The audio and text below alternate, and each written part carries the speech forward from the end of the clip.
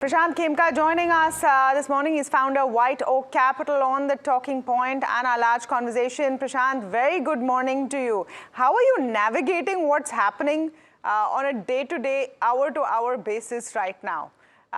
Just what is the mindset as everything seems to be changing at such a fast speed?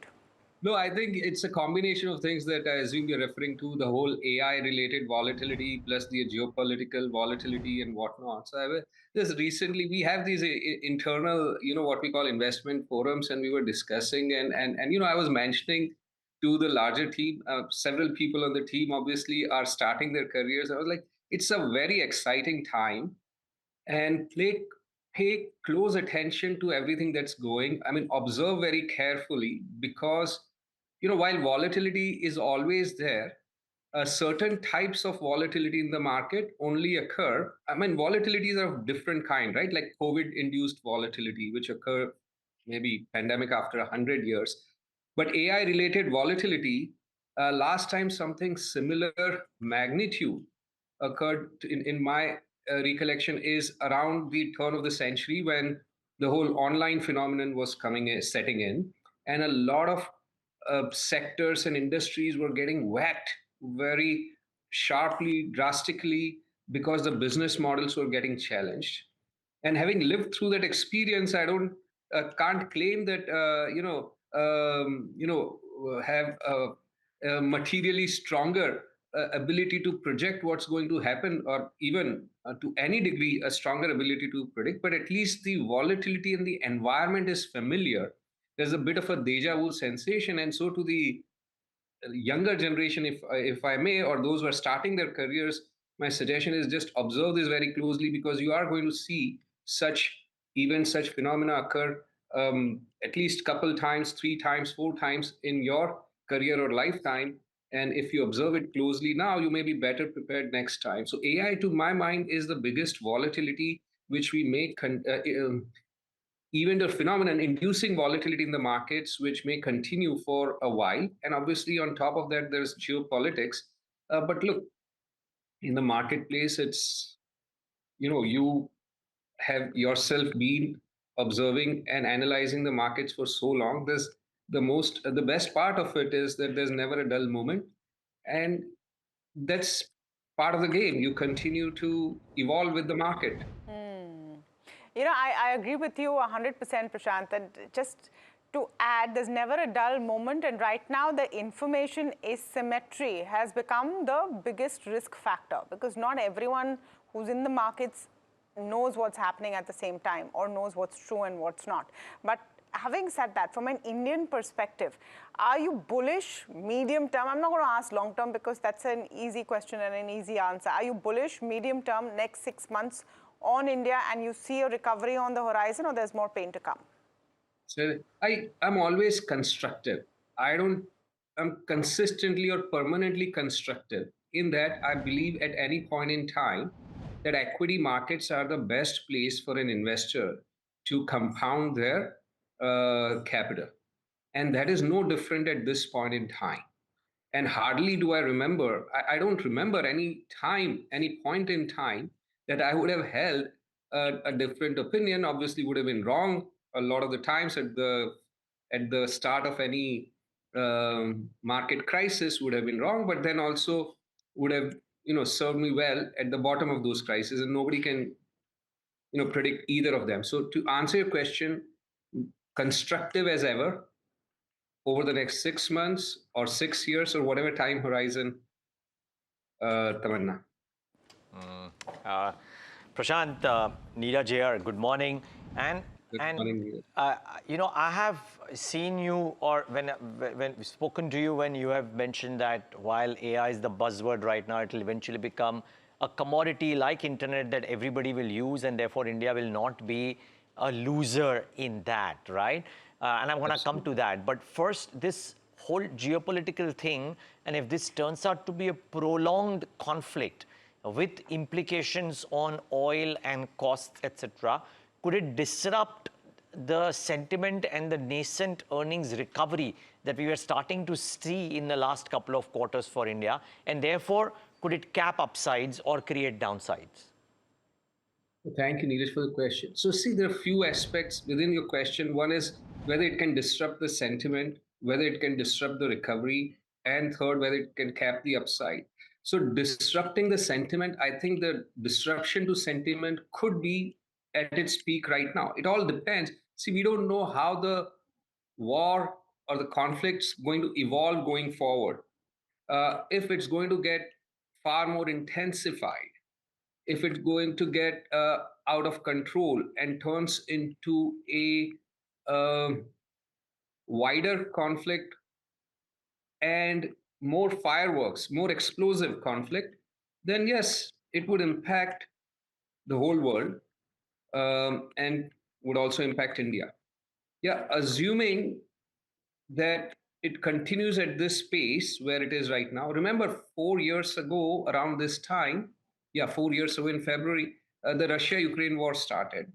And initially, it caused maximum disruption to everything, including sentiment. But now, after a few years, people have sort of, especially certainly in India, sort of kept that behind, and it's in the background, but it's not driving sentiment. I hope that this present conflict doesn't last that long, but it all depends on how long it will last, in what form and what fashion. If it remains at a steady level and hopefully subdued level, then market would put it behind. Yes, there would be impact, like the Russia-Ukraine war has had an impact on commodity prices, some commodities more so than others. This would have an impact if oil prices were to sustain or spike further and sustain at higher level. Yes, that would have an impact. Everything that happens in the world would have an impact on India as well. But are those of scale and magnitude that can disrupt the longer term story? So I often say to investors that think of it as a juggernaut or a bulldozer where 1.4 billion people every morning wake up and with the intent and plan and act to improve their quality of life, standard of life, which is what collectively drives the 5 to 6% growth or 6 to 7% growth historically, right? Now, can these events really cause a big dent Maybe not. in Okay. that scale of economy, which 1.4 billion people are driving? So Got it. these would be small, obstacles in front of a bulldozer, I would say. Interesting analogy. Thanks, Prashant, for that. The second question that I have is, Prashant, uh, uh, from a flows perspective, India was at the wrong end of the stick when it came to the AI trade, right? Because flows followed KOSPI and some of the other markets in Asia and otherwise, right? I have heard you say that eventually AI will become a commodity. Do flows kind of notice that starting 2026, and therefore does it mark a reversal of fortunes from a flows perspective in India, or is it difficult to call that right now? See, flows right now have picked up in EM overall. As I've always said, that three-fourths of money coming into India comes through non-India specific mandates, approximately three-fourths. For prior 10 years or so, when I say prior 10 years, from some point measured until some point last year, I believe, the flows into emerging markets were negative and sizably negative. Now, when EM, the sentiment towards EM or sentiment or flows towards EM are negative, that itself is a outflow from India, because about 15%, give or take, has been India's weight in EM. And then India dedicated flows also get impacted if the general inclination towards EM is negative. Yeah, because many clients within EM do allocate from a country specific and collectively make it an EM overall portfolio. So those have been headwinds over the last several years for FII flows in India, particularly EM related. Now, EM related flows have turned positive over the last several months, yet India having massively underperformed, who unfortunately over the last 15 months, despite very strong outperformance over the 5 years, if you see, India is still strongly outperformed, but rest of EM had massively underperformed till late 24, and they're playing catch up of sorts. So they've outperformed by about 50% in dollar terms. General investor psychology has a very strong recency bias. That's not just true of retail investor, that's true of the largest of institutional investors as well, in my experience. Almost, I would say, equally true. And hence, you are seeing a bit of a cautioned or a bit of a reluctant or hesitant approach towards investment in India. Negative narrative has developed. Narratives always develop basis performance. It's not that reasons drive market perform more than reasons driving market performance. It's the market performance Perform. that creates narrative. So, Prashant, I'm sure you looked at Morgan Stanley's view this morning on India, and they've, they've assigned an equal weight to India now from an overweight. Part of what they're talking about in terms of the negatives is AI disruption and valuations. Any take on that? In terms of valuations, are we still not looking comfortably positioned even after all the drawdowns?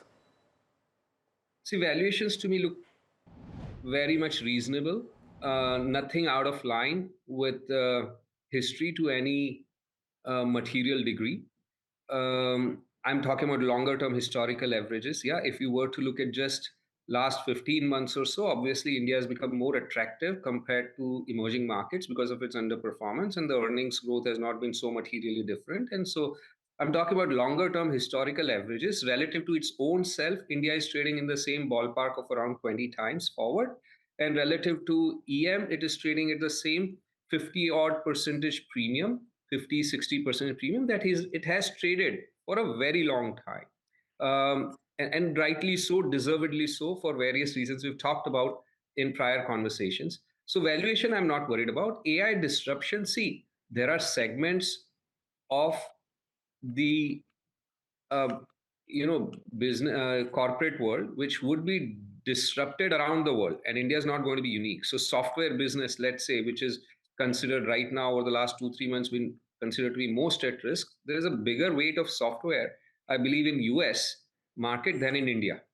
Yeah, so software services is what is in India predominantly, that's considered to be at greater risk, but that's now 7-8% or thereabouts of the market. So I don't see a major disruption risk from AI. What India does lack compared to some of the other EMs, the Asian peers, are major beneficiaries of AI. Like Taiwan, where you have, the leading TSMC is the leading manufacturer of chips and so on and so forth. Similarly in Korea. So what we don't have are major beneficiaries Sure. that some of these Asian peers have, but amongst disrupted companies, I think it's similar or even somewhat lower than US. Sure. Absolutely. We're out of time, Prashant, but always a pleasure to have you on the show. And we hope to have you back soon as well, because the pace at which things are changing, we think we need your view more often than not. My pleasure always, Tamanna. Thank you for having me, Tamanna and Neeraj.